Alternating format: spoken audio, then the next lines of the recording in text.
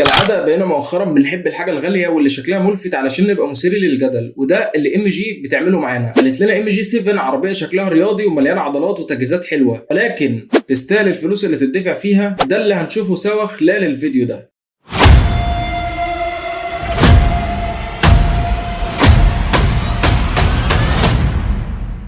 ام جي 7 عربيه بتصنف ليفت باك سيدان وبتنافس في فئه الميد سايز سيدان، وبتتوفر بفئتين. الفئه الاولى اسمها لاكجيري سعرها 1,700,000 جنيه، والفئه الثانيه اسمها تروفي سعرها 1,800,000 جنيه. والفرق بين الفئتين ان الفئه الثانيه بتتميز ب6 ايرباج وكراسي كهرباء مع ميموري وسبويلر خلفي كهرباء ونظام صوتي من بوز وانظمه الامان النشطه وشنطه كهرباء. ام جي 7 عربيه شكلها رياضي وخطوطها حاده، بتيجي بلمسات رياضيه وعنيفه مع سحبه السقف الخلفيه اللي بتخليها عربيه مثيره اكتر. بتيجي بتجهيزات خارجيه زي الكاميرات ال 360 وشنوط رياضيه مقاس 19 وكاليبرز فرامل لونها احمر وازاز فريمليس، وده ليه عيب هقولك عليه في فقره العيوب. كمان عندك سبويلر خلفي بيفتح ويقفل كهرباء، والفوانيس ال LED الاماميه والخلفيه مع البار الليد الخلفي والديفيوزر مع فتحات الاكزوست. وتصميم العربيه الداخلي مع الخامات حاجه جيده جدا، ولكن الخامات دي مع الوقت مش هتبقى حلوه بسبب ان عندك فتحه سقف بانوراما كبيره ملهاش غطا، فالشمس هتبهدلك الخامات بتاعه العربيه.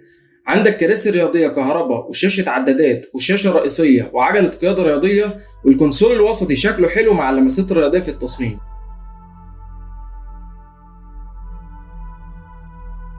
ننتقل للنقطة الجدلية اللي الناس بتتكلم عنها، وهي منظومة الحركة. هل هي منظومة حركة رياضية ولا لا؟ وهل اعتمادية ولا لا؟ ام جي 7 بتيجي بموتور 4 سلندر 1500 سي سي تيربو بيطلع قوة 185 حصان وعزم 300 نيوتن متر، متوصل بفتيس ديول كلاتش ويت 7 سرعات.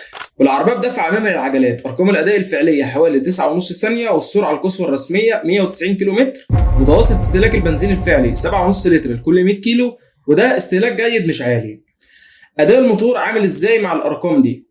الموتور اداؤه كويس، بيسحب العربيه بشكل كويس، مش معجز العربيه، مش مؤثر معاك في الغرز واللحظات الحرجه. ولكن في نقطه محتاجه توضيح، ان العربيه وزنها قرب الطن ونص، ولما يبقى فيها ركاب بشنطهم العربيه هتتقل.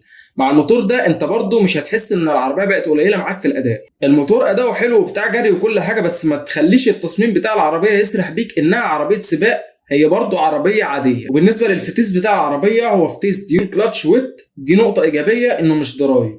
الفتيس كعادة الديول كلاتش بيبقى فيه رزعة في الأول كده، دي موجودة طبعا. غير كده بياخد نقلاته كويس بسلاسة والدنيا تمام. وعلى فكرة هنتكلم عن الفتيس بشكل أكتر في فقرة العيوب، خليك متابع معايا للآخر.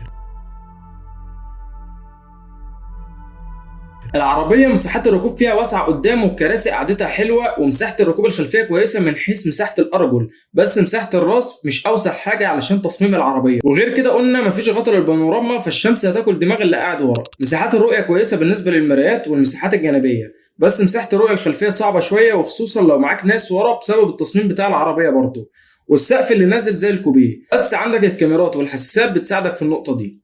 ومساحة التخزين جوه العربية كتيرة وكبيرة، ومساحة الشنطة الخلفية 450 لتر، ودي مساحة كويسة. لو وصلت معانا لحد هنا بفكرك انك تعمل لايك للفيديو وتشترك في القناة على يوتيوب، وتابعنا من خلال اللينكات اللي في الوصف.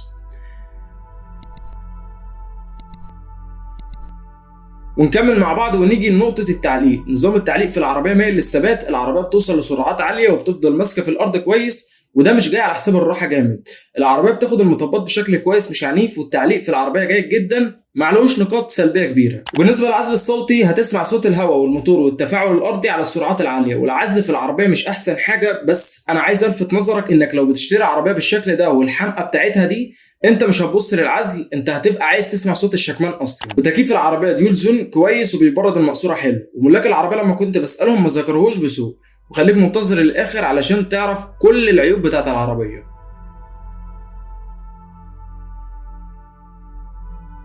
ونيجي بقى لانظمه الامان في ام جي 7. العربيه من اول الفئه الاولى بتيجي باربعه ايرباج واي بي اس واي بي دي واي اس بي وتي بي ام اس وتراكشن كنترول وكورنرنج بريك كنترول وهيل هولد كنترول. والفئه الثانيه بيزيد معاك الايرباج بيبقوا 6 ايرباج، ونظام فرامل طوارئ، ونظام تحذير من التصادم الامامي، ونظام تحذير الخروج من الحاره المروريه، ونظام بيرجع العربيه في نص الحاره، وعندك مثبت سرعه ذكي وتفاعلي. وكمان العربيه معمول لها اختبار امان واخده فيه 5 نجوم في الاختبارات الاستراليه، ودي نقطه ممتازه. ولكن الاختبارات الاستراليه مش اكبر مصداقيه من اليورو انكاب. اخر حاجه عايزين نقولها في MG7 قبل ما نقول الخلاصه عنها هي ايه عيوب العربيه دي. العربيه بيعيبها ان الكبوت بتاعها على السرعات العاليه الهواء بيخبط فيه جامد وبتحس انه عايز يتفتح، مش عارف بقى هل كان محتاج يتعصب اكتر من كده ولا ايه. كمان البانوراما زي ما قلنا ملهاش ستاره علشان تحجب الشمس، وما كانتش هتكلفهم كتير لو كانوا عملوها. اعتقد يعني ان العربيه فيها فتيس ديول كلاتش، والفتيس ده صيانته بتبقى اصعب من الفتيس الاوتوماتيك العادي، وبيحتاج تعامل باحساس في الاستخدام، وتكلفه تغيير الكلاتشات بتبقى غاليه وصيانته غاليه. كمان العربيه الازاز بتاعها من غير فريم، وده شيء شكله روش بس مش عملي. وكمان العربية فيها سبويلر خلفي بيفتح كهرباء وبيقفل كهرباء، ده شكله حلو بس مش حاجة عملية او مش حاجة مطلوبة، خاصة ان دي عربية مش سوبر كار يعني عشان الحوارات دي كلها. وان النظام المعلوماتي بتاع الشاشة مش اجمد حاجة، كان فعلا محتاج يتطور عن كده. كمان العزل الصوتي بتاع العربية مش احسن حاجة، وخامات العربية مش اجمد حاجة ككواليتي تعيش معاك سنين بنفس حالتها، وان مساحة الرؤية الخلفية مش واضحة، وان العربية قطع غيارها غالية نسبيا، وتوفرها مش مستمر زي اخواتها التانيين، او في بعض القطع محتاجة انتظار، وده من اراء احد الملاك. الخلاصة معانا في MG7 العربية دي مناسبة ليك لو انت بتحب العربية اللي شكلها ملفت ويكون ادائها كويس على الطريق، وبتسافر كتير ومشيك في الزحمة قليل، علشان الفتيس الديول كلاتش ده بيحب الطرق السريعة، وتكون كمان عايز عربيه فيها مساحات تخزين حلوه، وتكون عربيه واسعه في قعدتها.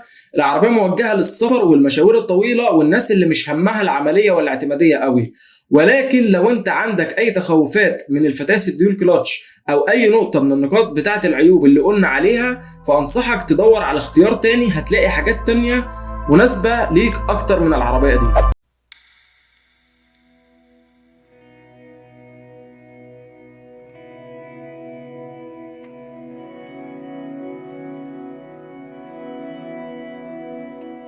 اخيرا بس عايزك تسيب رايك عن العربيه في التعليقات، وقول لي تشتريها ولا شايف حاجه افضل منها. ولو في عربيه محتاج نراجعها سيب اسمها في التعليقات، وما تنساش تشترك في القناه على يوتيوب، وتتابعنا على باقي المنصات هتلاقي اللينكات في الوصف.